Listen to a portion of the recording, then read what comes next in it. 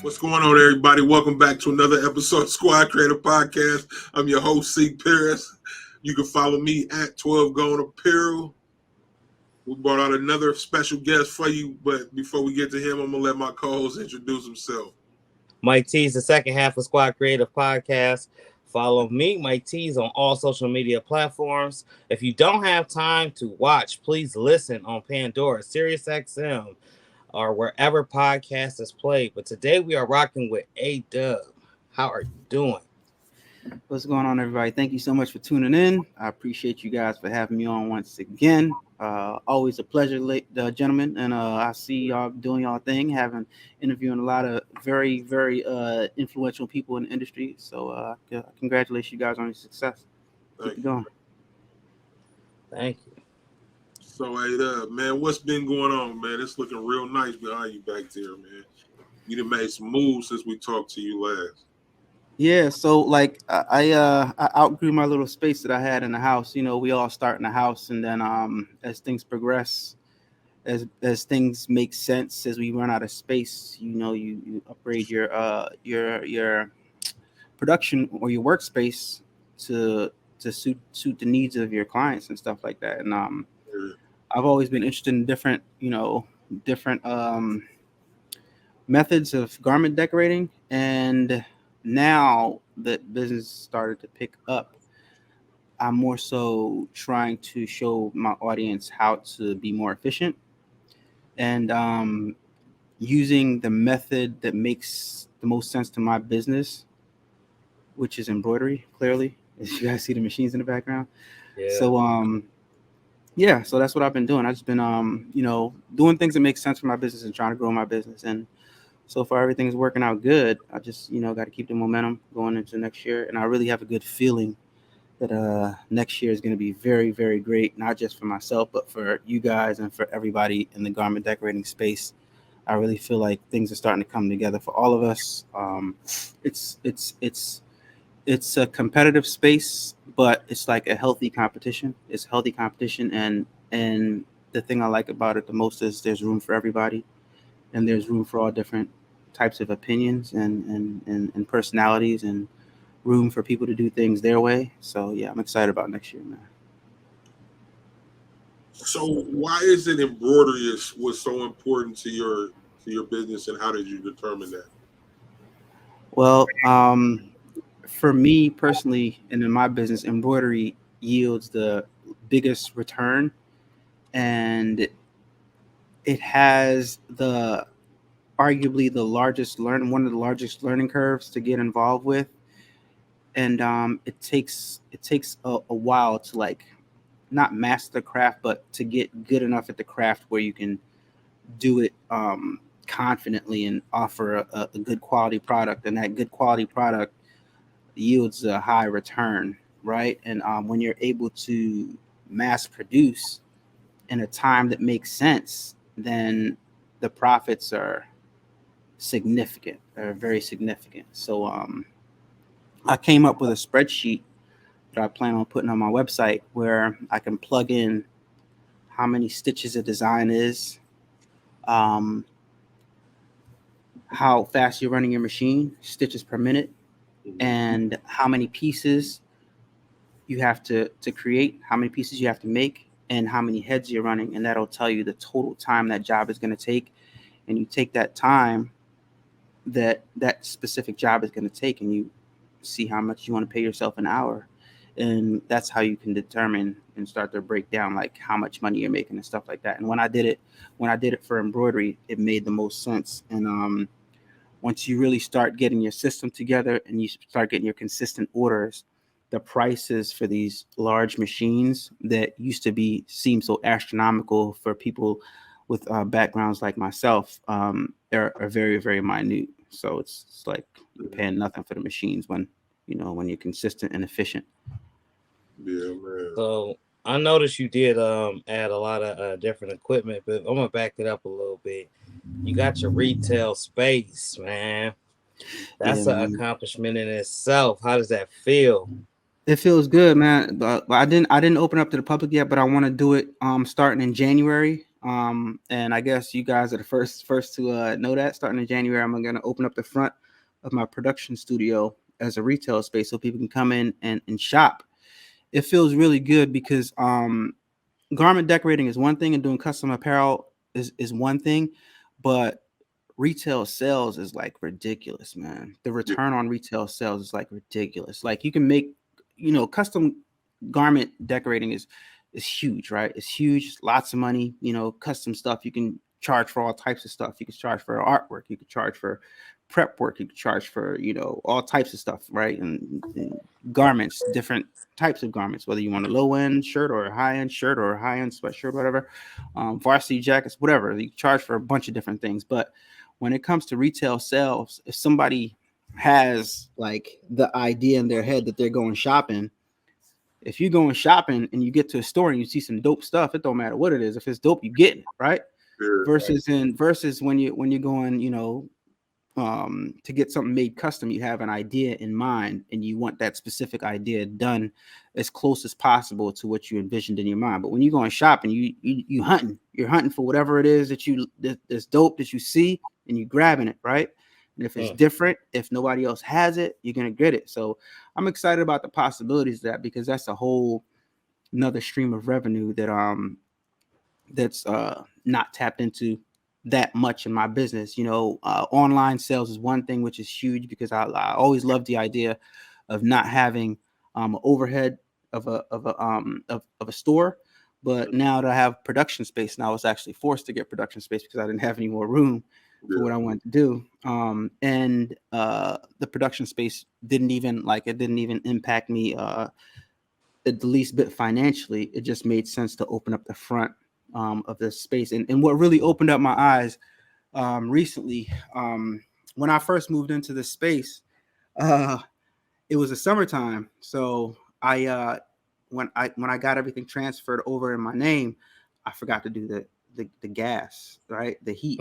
Nobody's thinking about heat in the summertime. You know what I mean? I never had aside from buying my house and stuff, living in apartments and stuff like that, I've never moving my air conditioning work. I'm good to go, right?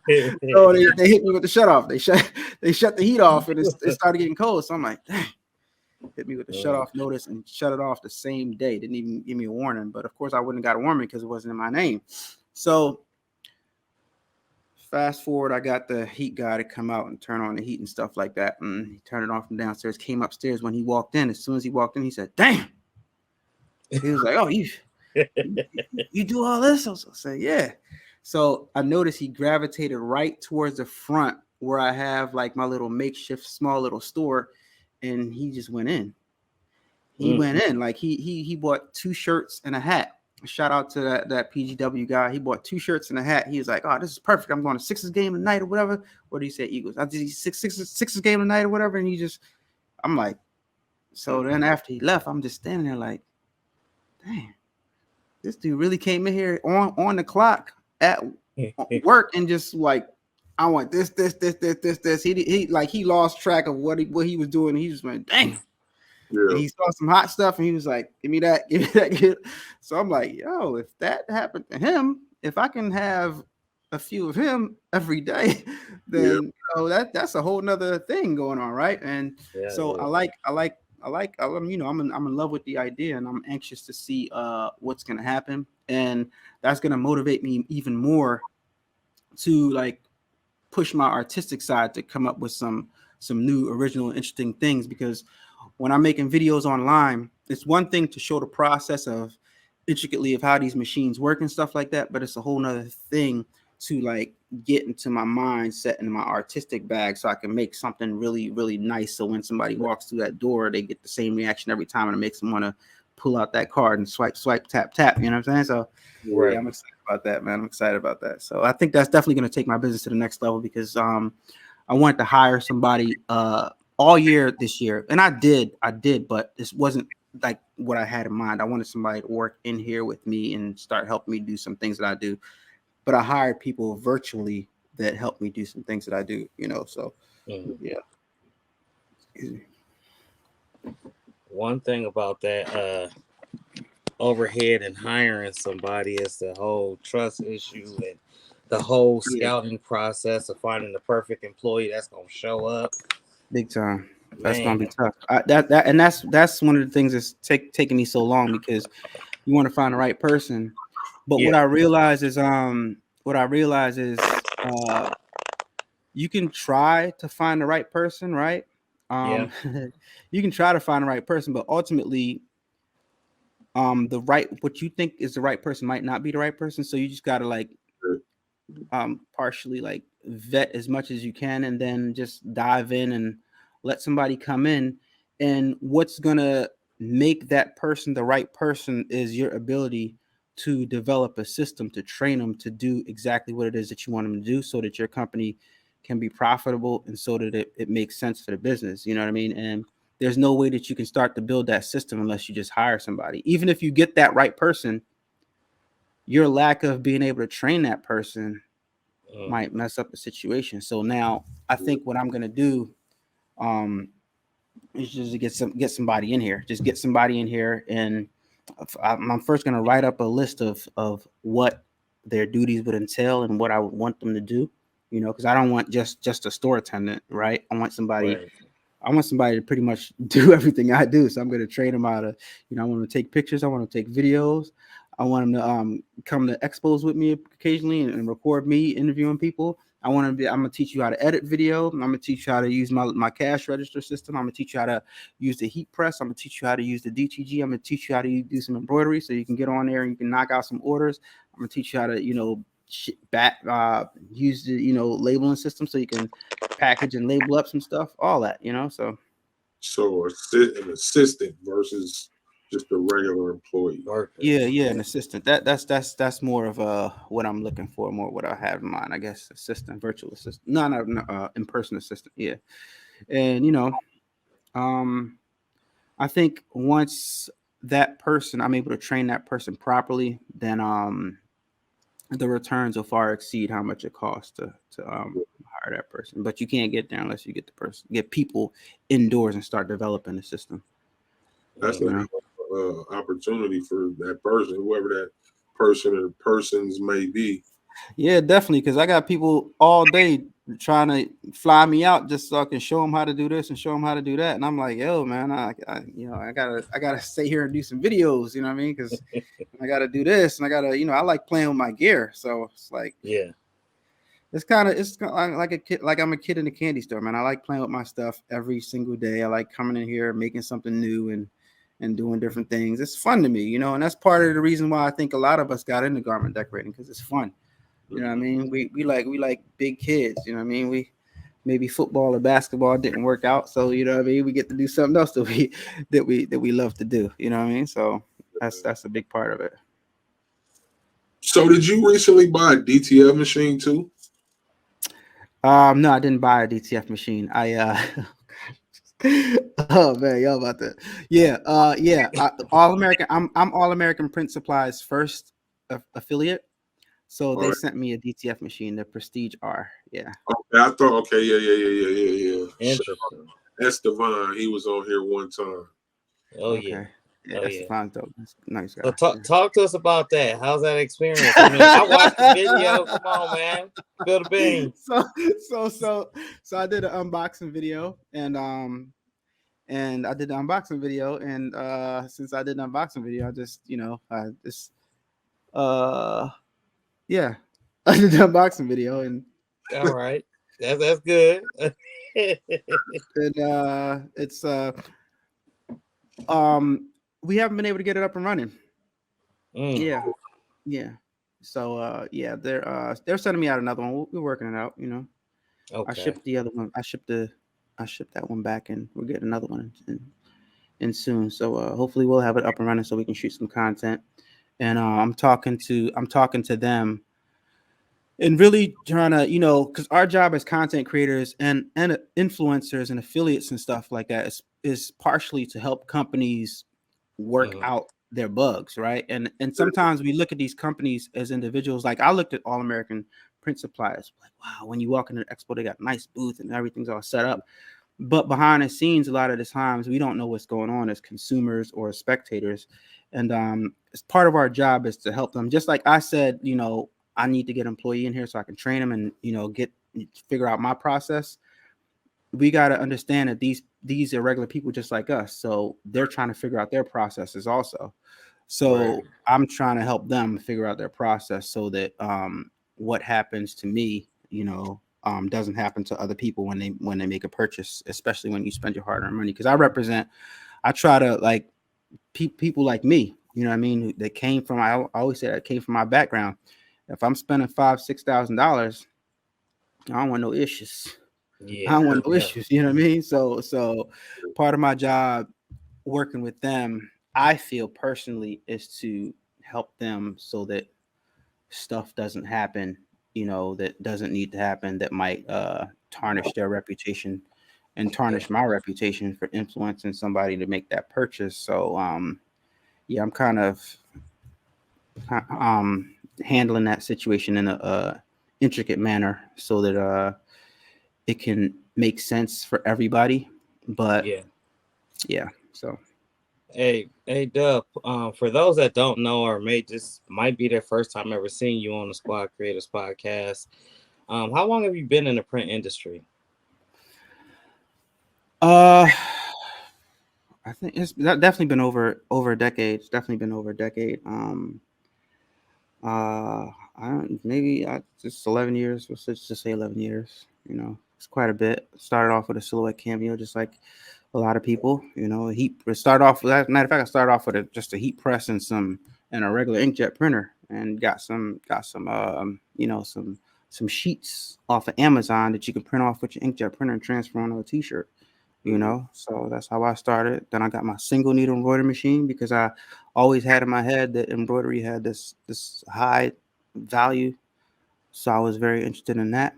And prior to that, I was doing music, so I was already versed in softwares and interfaces. So the embroidery software to digitize didn't intimidate me too much. So I just dove in there and figured out how to use it. Started Mm. making videos showing other people how to use it, and that's where I found my success. I'm trying to, and that's where I continue to find my success, and that's what I like doing. I'm really passionate about helping other people supplement or replace their full-time income so that they can make a better living and make ends meet better for themselves and their families. You know what I mean? That's what I feel like. My space is in this industry, but now I know I've helped a lot of people do that. So now I feel like I have a responsibility to show them what's next and how to keep on growing from there. And if I can't show them all the way, I'm going to show them a little bit so they can build on what I'm showing them, right? And now I'm trying to show them, okay, now you got this equipment, and I always backpedal too. Now you got this equipment, but how do we make money with this equipment? How do we go to the next level with this equipment, right? Why are we doing what we're doing? And I think like when you start a business, after your business starts to grow, we all have an obligation to help other people, Yeah. and helping other people is creating a job for somebody, right? Creating a job for somebody and helping to stimulate the economy and helping somebody else to have the opportunity to either, do what you did for themselves, which is, learn how to use, the vinyl cutters, silhouette cameo, or whatever it might be, or the DTG machine, whatever, or whether you just hire them to work in your facility and, help them get some money in their pocket that way. I think we all got a responsibility eventually when your business gets to that point.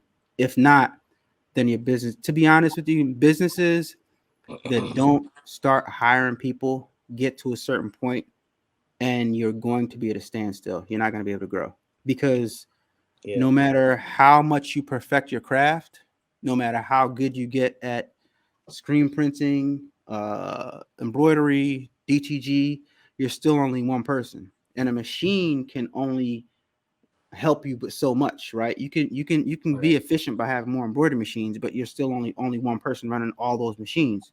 So to get to the next level of business, you have to hire somebody and you have Mm. to tackle that. If you want to get to that next level, you got to bring another body in, right?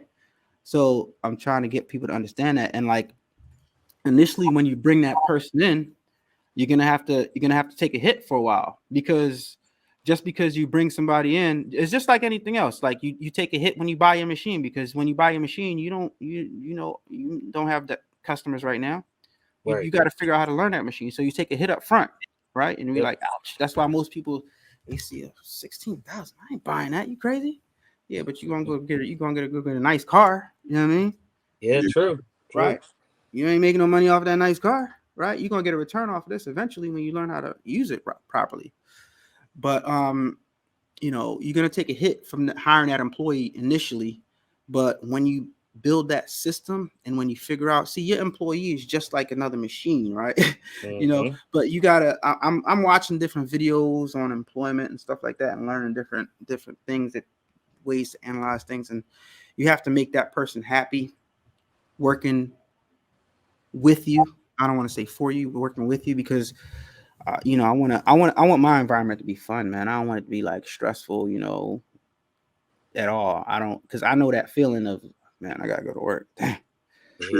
Yeah. I wanna be like, yo, we about to go to work. Yeah, man, and work is just like going to. Of course, we're gonna get the work done, but we're gonna do different things and try to have as much fun as possible and remain productive. And that, I think that part right there is going to be the toughest part, because, you know, dealing with different personalities and stuff like that. But yeah, you're going to have to take a step back and take a hit initially until you get that person to become productive for the company, so that you can get a return on that person, right? So you need to, you know, you need to figure out a process, figure out, okay, how can this person be profitable for my business, right? How can this person earn their keep? Because ultimately, if they're able to earn their keep and then some, you could possibly look at giving them bonuses or raises and stuff like that. And then you can justify bringing on somebody else, or justify growing your company and stuff like that. So it's our job as bosses, you know, to be an actual boss and not just call ourselves a boss when it's only you. You ain't a boss unless you can walk away from the business and the business is still running. Period. You know what I mean? So it's like, I realized, like, I'm good for like a month, maybe. After that month, stuff starts declining. Like, my income starts going down. You know what I mean? So like, these videos that I make and stuff like that we make on YouTube is great, right? But you know, if you're not consistent, that algorithm gonna be like, excuse me, sir, gotta feed the beast. Excuse me, we need some more. You know, if you don't give me some more, I'm gonna stop recommending you. So it's like, how do you automate it? How do you get to next level? What is the next level? It looks different for everybody, right? The next level is different for me than it is for you. So I enjoy making content. So I want to bring in people, and I want them to help me, you know, create content and do different things and put their spin on it and bring their ideas in. And I just don't want to make garment decorating content either. I want to implement this and make it even more fun, you know, and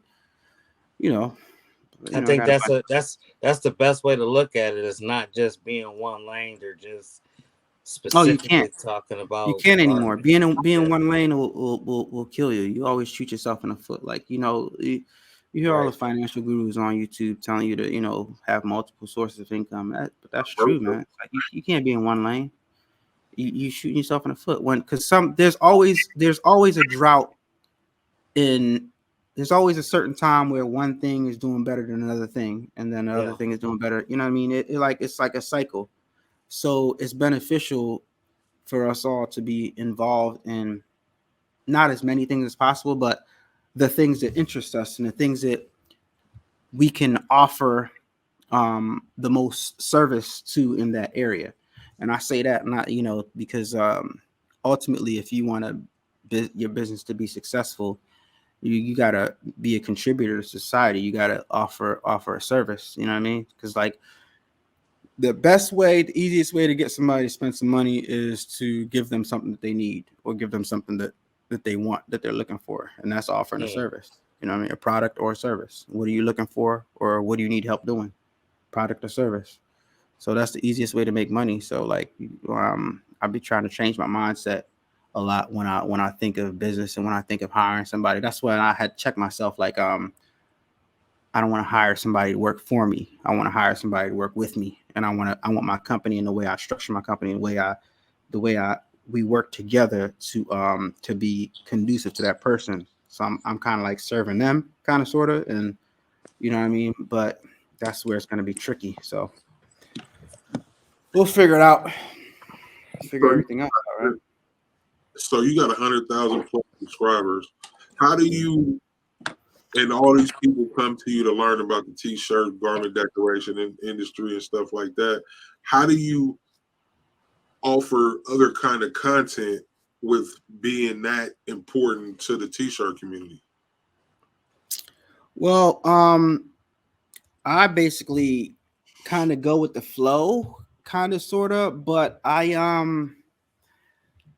as a as in this industry and in anything that you do, you have to kind of find a fine line where you kind of do what people want you to do, but you also implement some of what you want to do in and sprinkle that into, because ultimately whatever you're doing, it has to be sustainable for yourself. And if it's not something that you enjoy doing, then it's not sustainable, right? So I always try to like put my little twist on things, and not only give people what they want to see, but also give them what I want to give them, because and it has to, there has to be a reason to it. You know, it might be, you know, they might not understand it initially, but ultimately they will, you know, later on down the line. Like people used to knock me before, like, why'd you do it that way? Or, you know, oh my gosh, this video is laughable. But then when I show the video that's laughable, right? Because I show all how I made this mistake and how I put this on backwards and how I embroidered this upside down. And then, you know, 6 weeks later, everything's on point and perfect, and new people come and watch those videos and they're like, you know, how are you doing it so perfect? They can go back and they can watch the mistakes. Or if you're starting off, you can go back and you can see what not to do. What they weren't understanding earlier on is what not to do is just as important as what to do, right? You know what I mean? You can show somebody how to do it right, the correct way, but how many times have you seen people do something the correct way, and then when you get on the machine or when you try something, you're like, it's not working out right? Yeah, that's my life story. Right, because what not to do is just as important, if not more important, than what to do. Yeah, man. So it's important for people to see those mistakes. So sometimes people don't get it at first, but you got to give it to them in a way that you feel like, you know, that's a tough love. You got to give it to them in a way that you feel is being more beneficial. And you can't say it up front because people are not going to get it. They're not going to understand. But yeah, you know, that's why I remember I was making just 2 videos ago. I'm screen printing on my screen press with this little flimsy screen print, and I'm showing how I'm messing up this. Check me again in 4 months, in 4 or 5 months. You know what I mean? And I got something more advanced than that you know, that I'm not gonna show them yet, because everything is a process. Everything is a process, and people need to understand that. People always want the, you know, the cheat sheet or the take the fast way to get to the finish line, but the fast way don't work. The fast way don't work. The fast way is not beneficial. It's not beneficial to anybody, because at all. when you sit down in that chair and you grab that steering wheel and you stare in your business, there's always something that's going to go wrong. And if you don't know how to fix it, you are SOL. And some people don't get that. I mean, a lot of people do get it, but some people don't. And it's like, yo, if you don't know how to fix these these errors, you're gonna end up high and dry. You know, it's good to take that hit, sit back, learn how to use this laser cutter, learn how to use this, learn how to burn your screen, learn why I'm doing it this way and not this way. It's good to blow some money because you had to mess up a bunch of vinyl. You need to do all that stuff. You need to, right? Mm-hmm. You know, oh my gosh, I didn't mirror it. Oh, you need to know that. The 11 years that you have been in this industry, or the decade plus, we get I'm saying we because I feel like all 3 of us get this term, but I don't really know how it applies, the influencer term. So with that being said, how did you feel being called an influencer, and what does that, like, you know, tell us your definition of an influencer?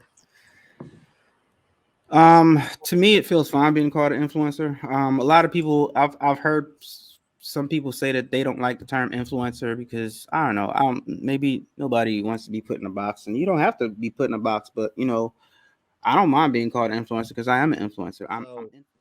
Recently, you was at the Wallapalooza event, and I'm pretty sure you've heard what's going on around the internet as far as the pay and how folks should be paid accordingly. Like, give us your opinion on that. Now, obviously, years do count, but as far as the video making part and everybody getting their own piece. So okay, all right. So this is, I think it's almost common sense, but we run into this thing where prior this, because this influencer thing, let's be real, like as far as this is kind of brand new. It's been around for a while. Companies have had influencers, right? In a way, having a sponsor, basketball players and football players, they're sponsored. That's kind of like an influencer, right? But when it comes to an average person, like I consider us, of course, we're special in our own right, but I consider us to be average people. Like I'm not this huge pop star.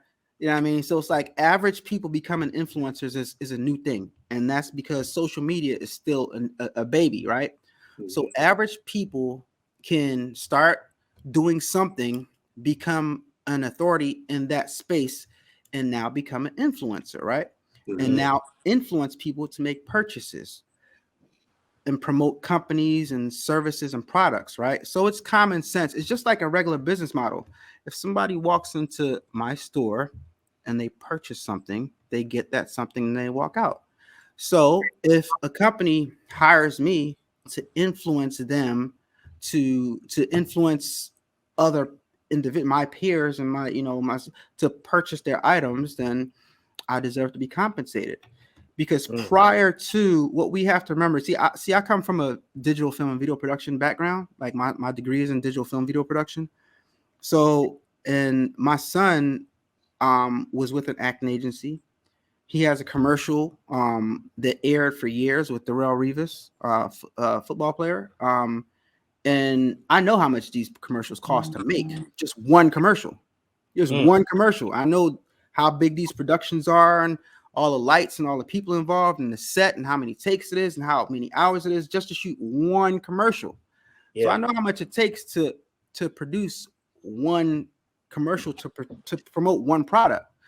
So I say that to say what they pay us is pennies compared to what they would spend traditionally. Hell yeah.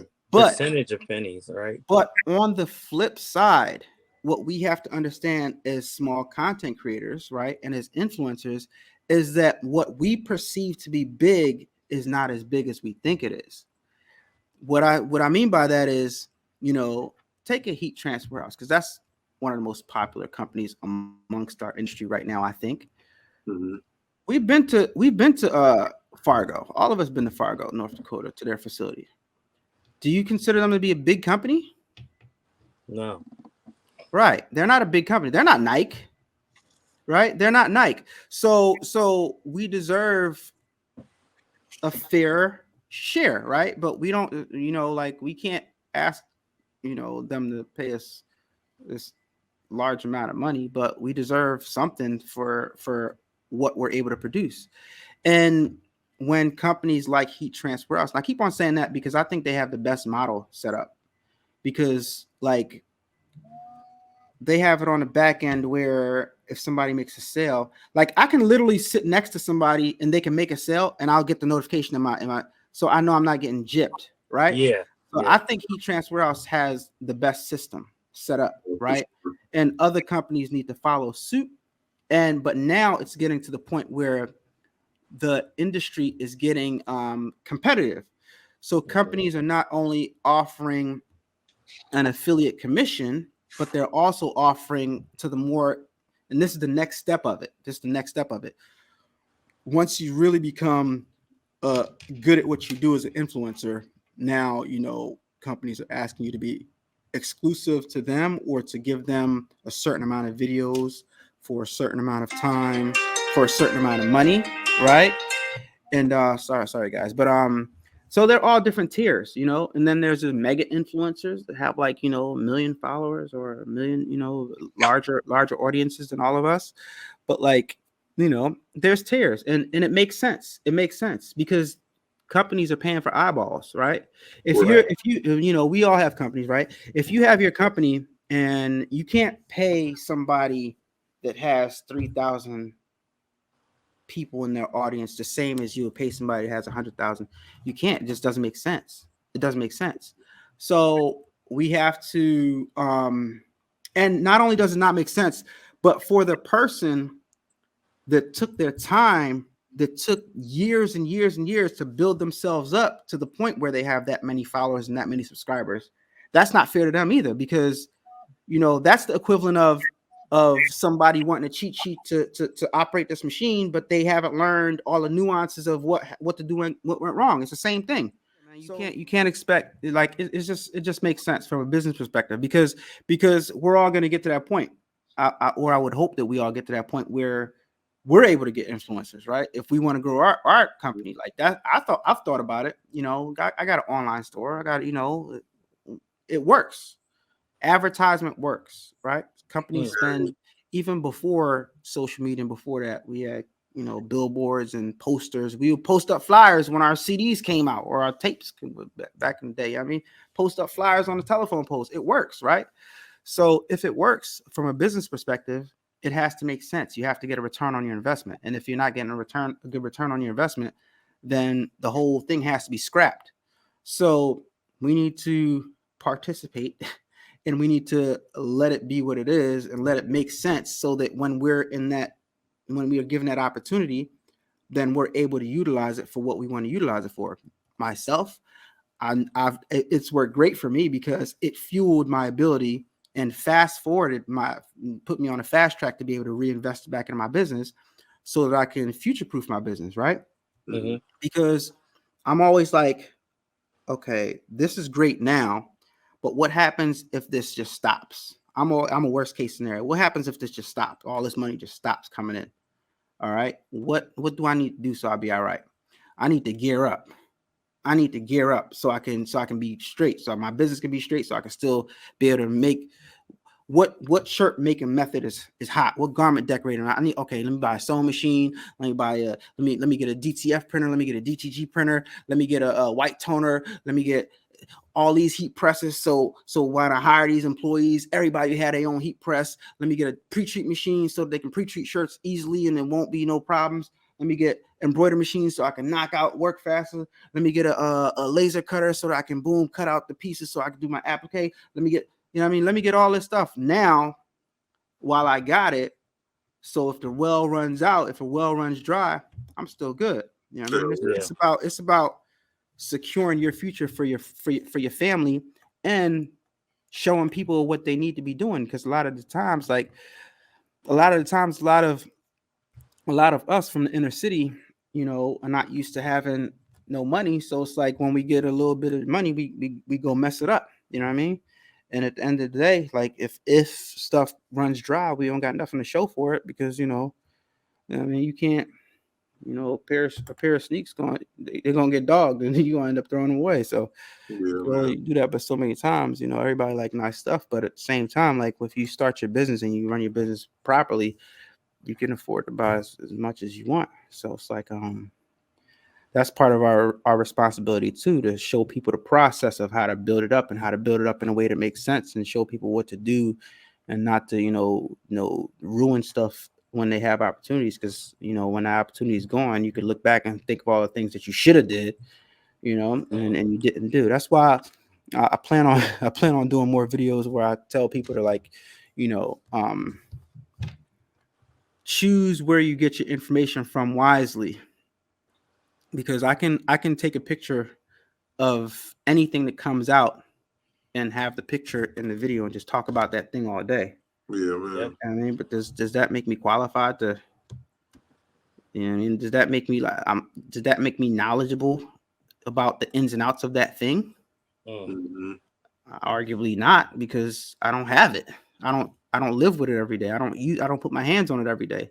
So it's easy to talk about this technology. It's easy to talk about how to use this and what's the best this and what's the best that. But how are you as an influencer?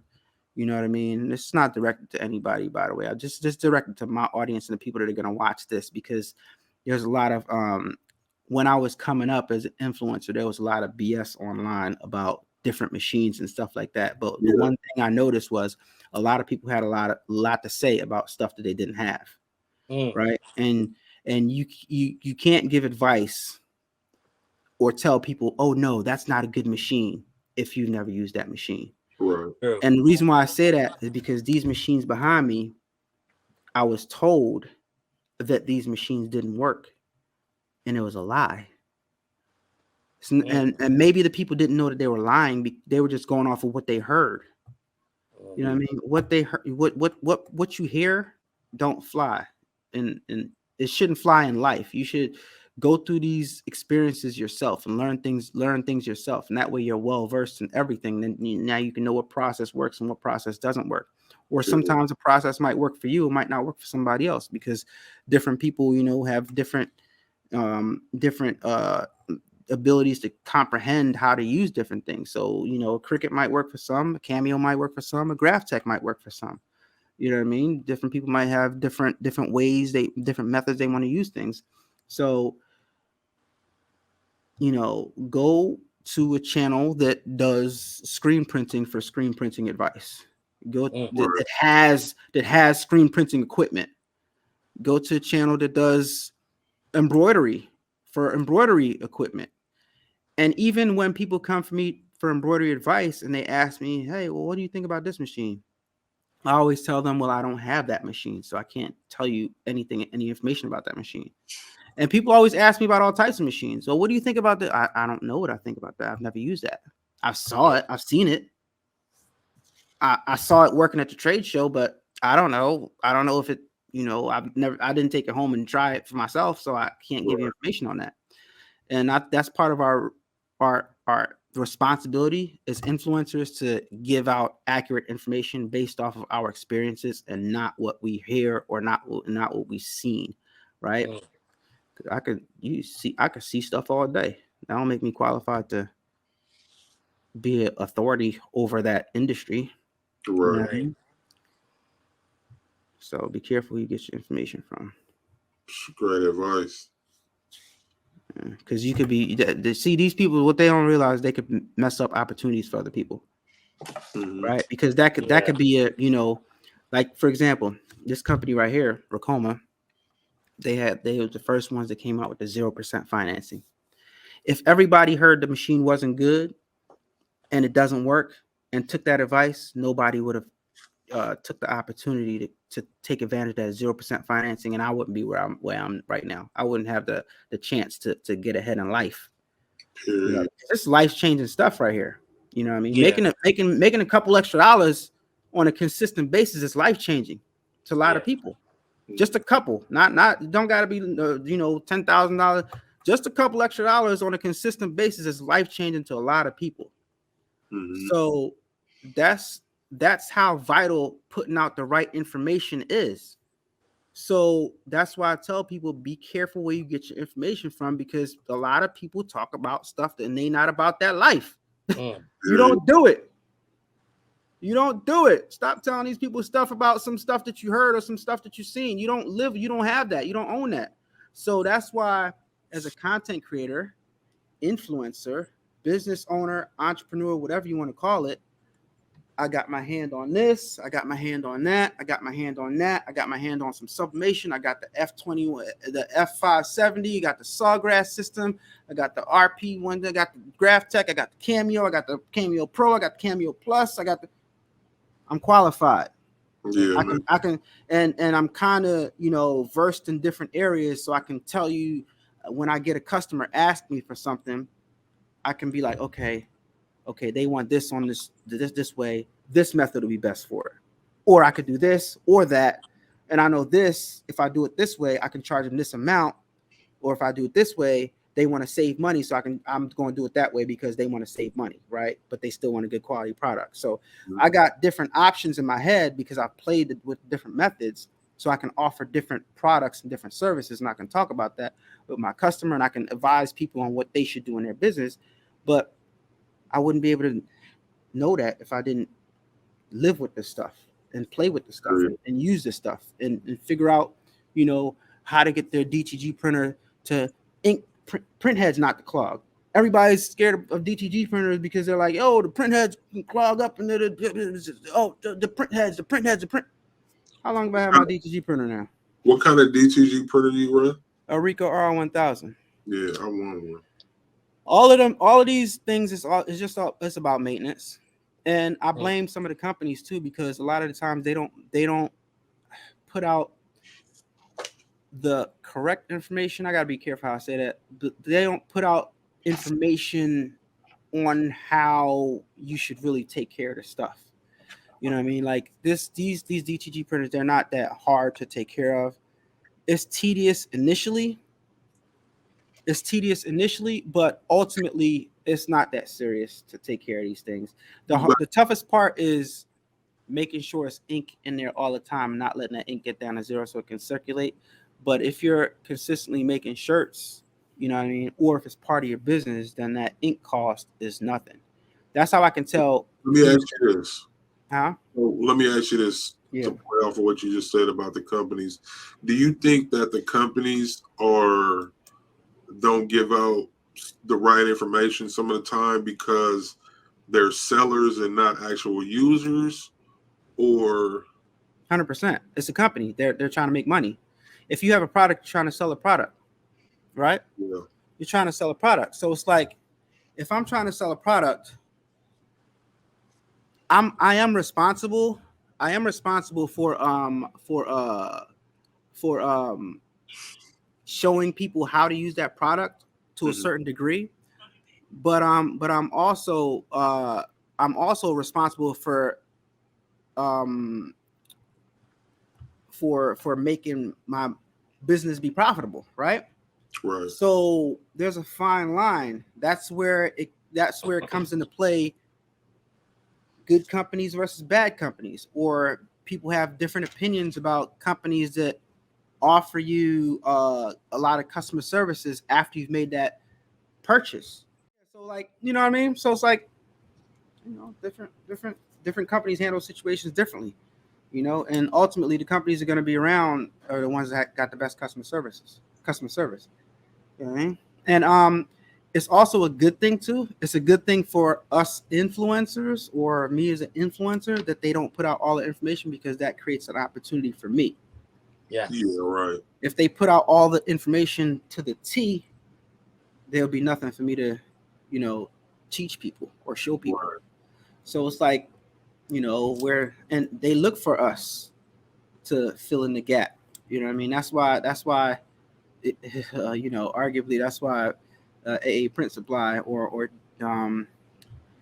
DTF Station hollered at me to help them do some QC on that product. Maybe I don't know, but and help them work out the kinks before they really blow up and get to the next level.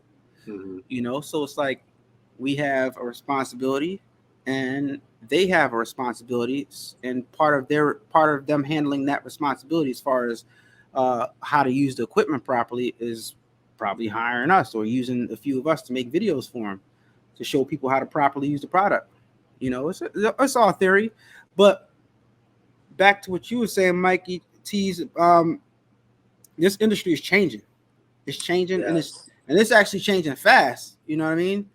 So it's like, yo, we got to keep up with it, and like, just, you know what I mean? It is what it is. Like, nobody's gonna stop it from changing. It's gonna evolve. It's gonna be something that's gonna look different next year than it does this year.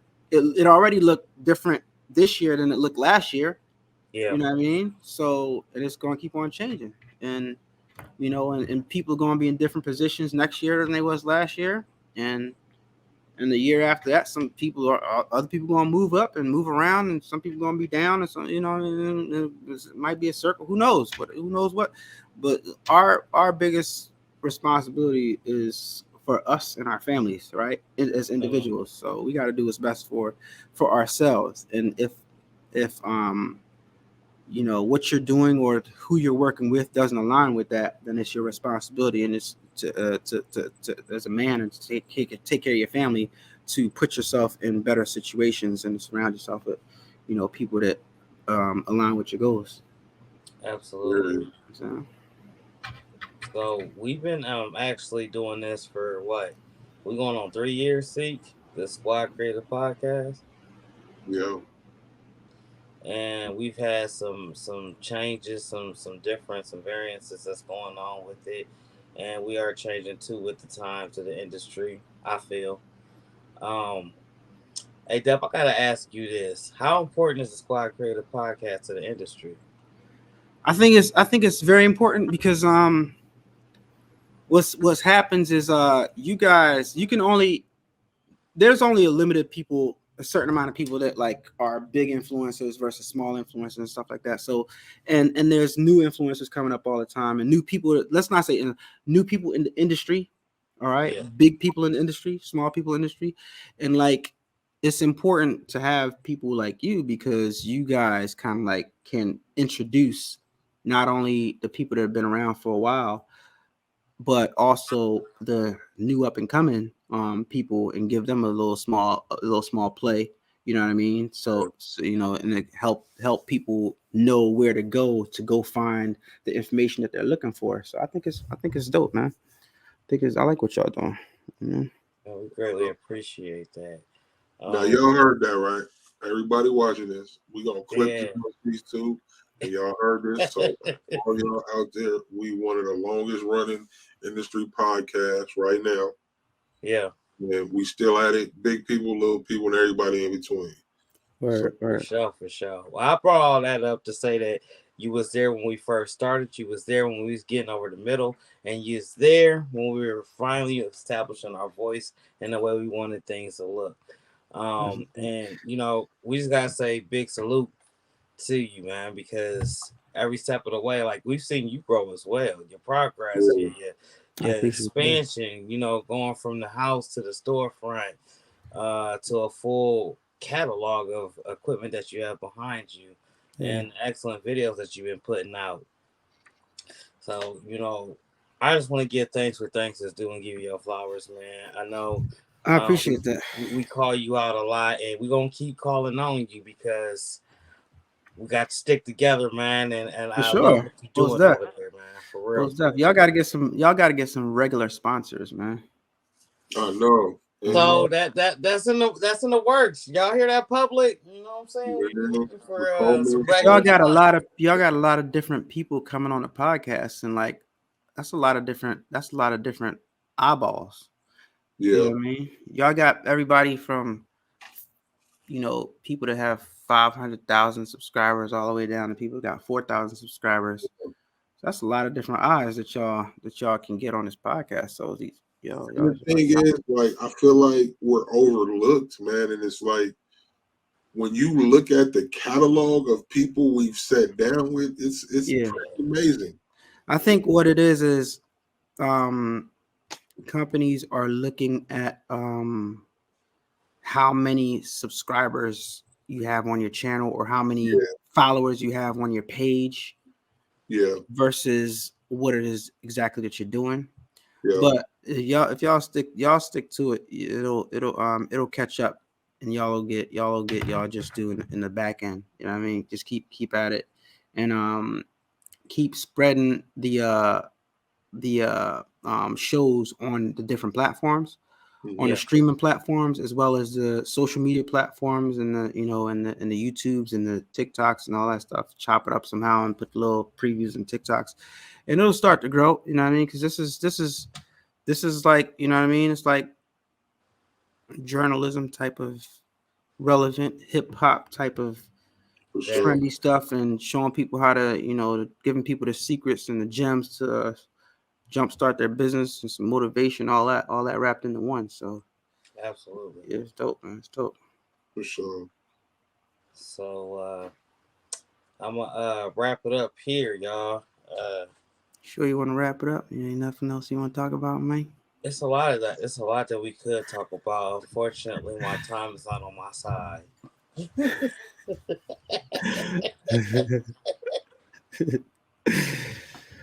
Everybody come out to Long Beach. Everybody go subscribe to A-Dub Productions on all social medias, man.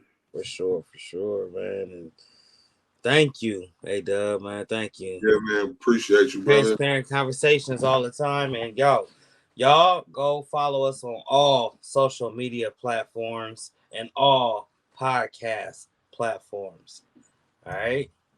And I need y'all to help me get this 1,000 subscribers followers on Instagram. I'm about 47 people away from 1,000, man. Go get that, man. 47. Y'all can do that.